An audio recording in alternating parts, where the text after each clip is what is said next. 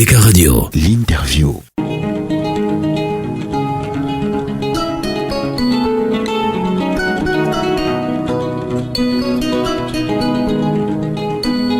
Sidonie Fikak reçoit Christophe Bobiokono, directeur de publication du journal Kala. Bonjour Christophe Bobiokono. Bonjour et bonjour aux auditeurs de ABK Radio. Emmanuel Lebou, ancien haut fonctionnaire au ministère des Finances, écroué à la prison centrale pour une affaire de détournement public, a été confronté dans le cadre des plaidoiries à son collaborateur Raoul Panko.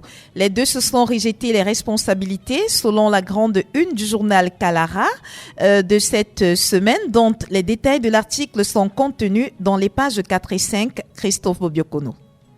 Oui, disons qu'il s'agit précisément des plaidoiries des avocats des différents accusés de ce procès qui, dont les faits datent de 2018, précisément de février 2018. Il s'agit des détournements de fonds perpétrés au travers de, comment je peux dire ça, de la codification des salaires des personnes travaillant au Cameroun, dont les salaires donc étaient codifiés au taux extérieur.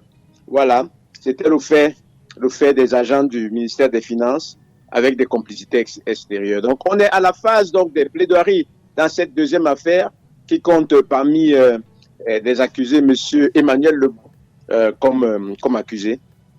Voilà. Donc la semaine dernière, la première phase des plaidoiries de la défense ont eu lieu. Et en 2 jours, ces plaidoiries ont concerné M. Panko Raoul Philippe, ancien chef de service de la gestion. C'est lui qui était même justement chargé de la codification des salaires au taux extérieur. Et M. Lebou Emmanuel, le célèbre, donc désormais célèbre M. Lebou Emmanuel, qui était, comme vous imaginez bien, vous le savez bien, le chef de la cellule informatique de la direction des dépenses du personnel et des pensions. Voilà. Et à cette occasion, on a eu l'impression que les deux accusés, les seuls accusés dans cette affaire-là, qui sont des fonctionnaires du ministère des Finances et qui étaient donc dans le circuit de traitement des dossiers relatifs donc à la gestion des salaires, ces 2 seuls fonctionnaires se sont dit c'est lui ou moi. En tout cas, c'est ce que leurs avocats ont donné comme impression. Le premier à rentrer dans ce jeu-là, c'est M. Panko Raoul Philippe, qui fait office dans cette affaire de cerveau de ce qui se serait passé. Voilà, Panko Philippe, en tant que chef du service de gestion, était celui qui concevait les codifications lorsque un fonctionnaire camerounais était affecté dans une représentation diplomatique du pays à l'étranger. Donc c'est son service qui était chargé de faire ce qu'ils appellent là-bas la demande de travail. Et cette demande de travail-là était associée à un fichier électronique que la cellule informatique absorbait simplement. Et comment je peux dire ça? Et le chef de la cellule informatique donc appliquait un code pour que le salaire de l'agent, s'il partait du Cameroun, pas donc de son taux au Cameroun pour le taux vers le pays dans lequel il était affecté. Il se trouve donc en 2018, en 2017 précisément, en novembre 2017, le chef de l'État avait affecté 47 fonctionnaires. Il avait signé un décret concernant 47 fonctionnaires affectés à des postes dans les représentations diplomatiques. Et M. Panko Philippe Raoul est accusé d'avoir d'abord falsifié ce décret-là pour y introduire 13 intrus, 13 personnes qui n'avaient rien à voir avec le décret, et d'avoir préparé donc des demandes de travail au contenu erroné, et en falsifiant aussi, en faisant des substitutions de noms et de matricules, et d'avoir fait tenir ces documents de travail-là à son chef, le sous-directeur de la gestion et du suivi de la DDPP, donc la direction des dépenses du personnel et des pensions, donc son patron direct, qui sous la pression des salaires, c'était à la veille de la clôture, c'était le jour de la clôture du traitement des salaires, donc à la veille des toutes dernières heures de ce traitement-là, est allé donner en main propre à M. Lebou, qui a absorbé cela dans son ordinateur. Et voilà, on s'est retrouvé le lendemain avec 13 personnes qui n'avaient rien à voir avec le décret présidentiel et qui avaient des salaires. Ça fait un détournement de près de 50 millions d'entrées de jeu. Voilà. C'est comme ça que cette affaire-là est née. Et puis on a découvert qu'il y avait un réseau qui était plus vieux, qui depuis 2015 avait permis déjà à certains fonctionnaires, surtout des gens des hommes en tenue, des militaires, de se faire payer tout en travaillant au Cameroun des salaires autour extérieurs. Et donc M. Panko Raoul Philippe, après avoir été exploité entre guillemets, comme ils le disent, par la division de la sécurité militaire, s'était retrouvé en liberté, on ne sait trop comment, et il avait tenté de s'évader vers le Nigeria en passant par l'aéroport de Douala, et c'est là-bas qu'il avait été appréhendé, puisque le TCS qui avait reçu le signalement du ministère des Finances avait déjà émis des interdictions de sortie du territoire. Mais dans les plaidoiries de M. Panko Raoul Philippe, il a laissé croire que ce qui s'était passé ne pouvait pas se passer sans l'implication de M. Lebou Emmanuel. Et voilà. Et le lendemain, lors des plaidoiries concernant M. Lebou Emmanuel, son collège d'avocats s'est acharné à démontrer en quoi les agissements de M. Panko Raoul Philippe le rendaient seul responsable de ce qui s'était passé. Et de toutes les manières, le fait pour M.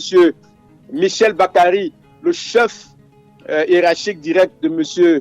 Panko Philippe Raoul, de n'avoir pas été poursuivi, les enquêteurs ayant considéré que l'acte qu'il avait posé en allant remettre la clé et les demandes de travail à M. Lebou, il avait fait en toute bonne foi. On se demande, donc les avocats de M. Lebou ont demandé au tribunal comment M. Lebou, qui faisait simplement son travail, celui d'exécuter ce qui avait déjà été conçu, peut être pris pour un auteur, en tout cas pour quelqu'un qui a participé, un complice ou un co-auteur du détournement des deniers publics qui est allégué.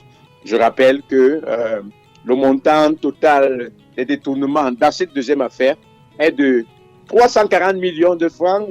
C'est loin des fantasmes de ceux qui lisent des messages qui sont véhiculés par les cabinets noirs au niveau de la toile. Donc 340 millions de francs.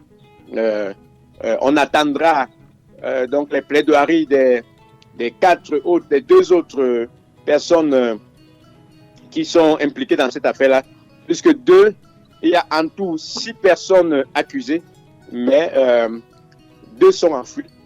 Parmi les rabatteurs, c'est-à-dire des personnes qui allaient qui allaient recruter des fonctionnaires dont les salaires devaient être codifiés. Et parmi les rabatteurs, il y a 2 militaires ou 2 anciens militaires qui sont en fuite. Et voilà. Et après ces plaidoiries-là, on attendra donc d'avoir le premier verdict concernant M. Lebou devant le TCS, contrairement à ce que dit la rumeur.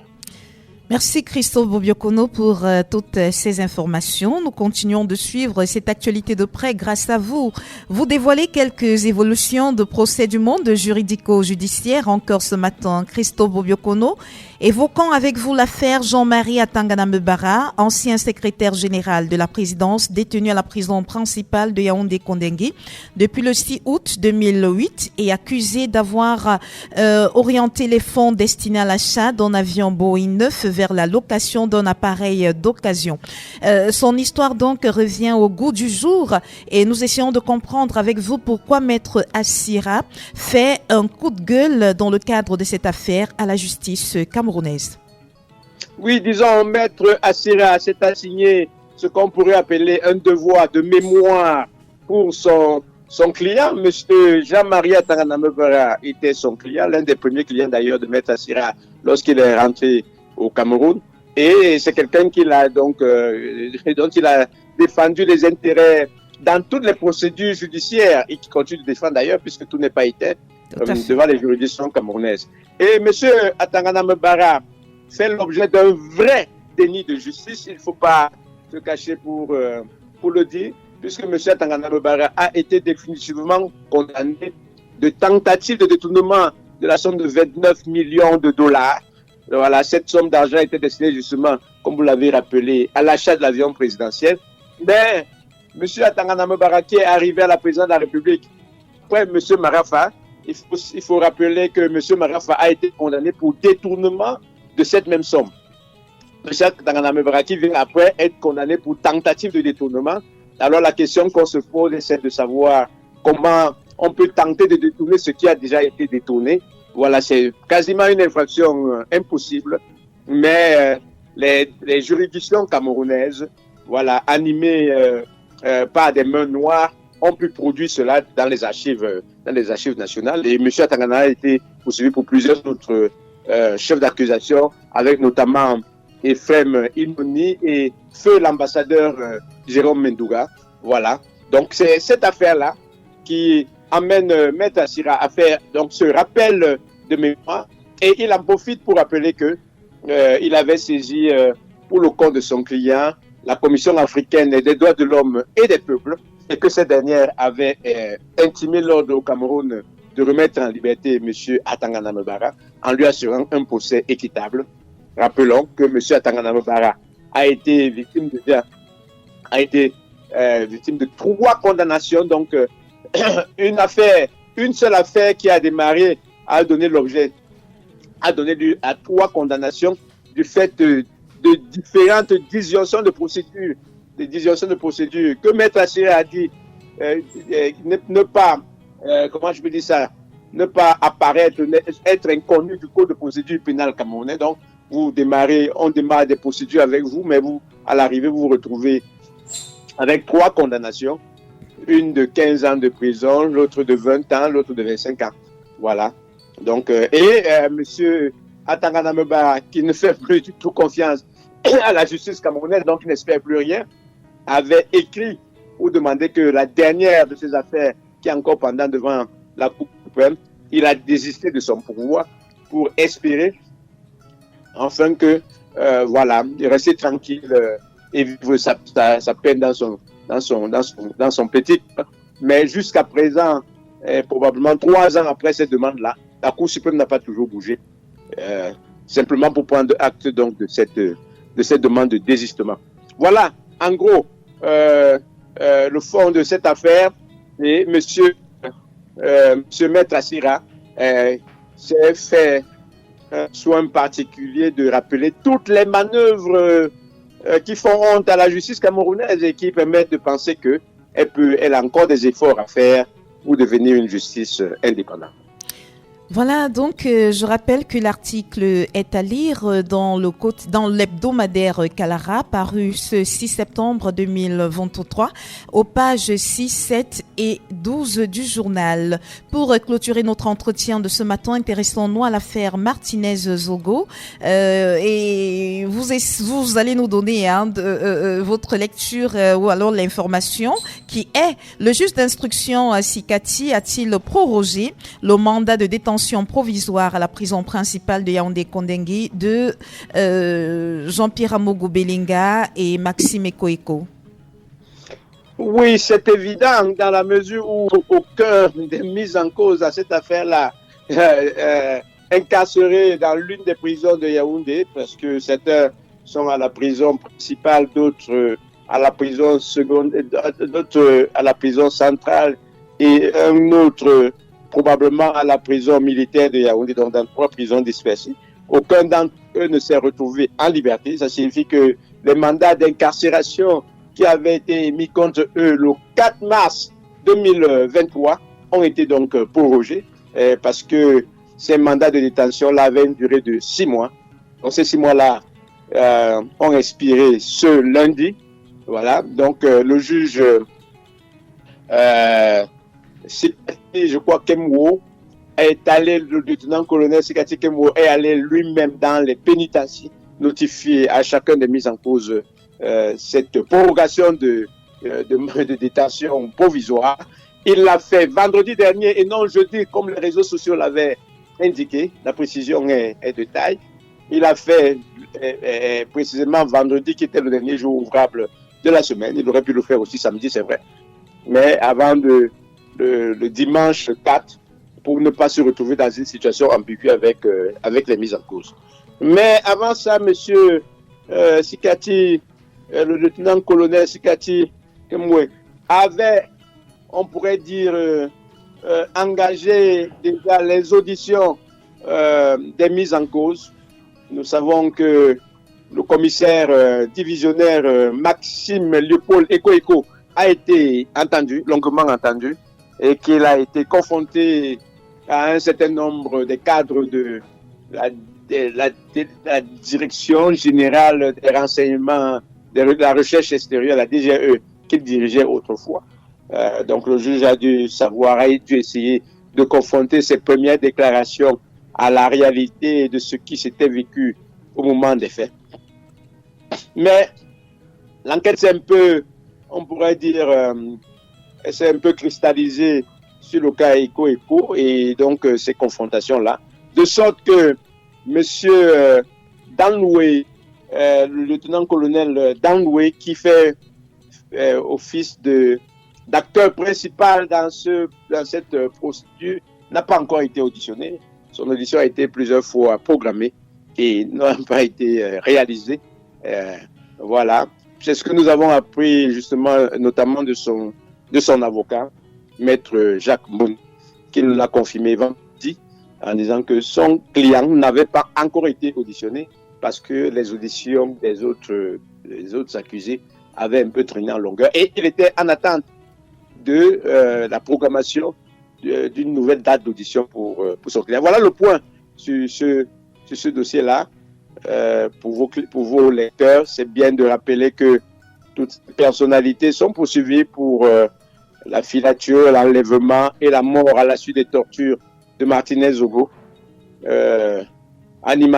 célèbre animateur radio qui avait été célèbre animateur radio ici à Yaoundé, voilà, qui avait disparu en début d'année, en janvier 2023, je crois. En décembre 2000. Non, je crois en janvier. Oui. Voilà, janvier 2023. Et nous sommes dans la phase de l'information judiciaire. L'enquête judiciaire, il faut le rappeler, peut durer jusqu'à 18 mois dès lors qu'il y a des personnes qui sont incarcérées. Parce que la durée maximum de détention des personnes prévue par le Code de procédure pénale, c'est 18 mois. Donc, 6 mois, ils peuvent être prorogés 2 fois.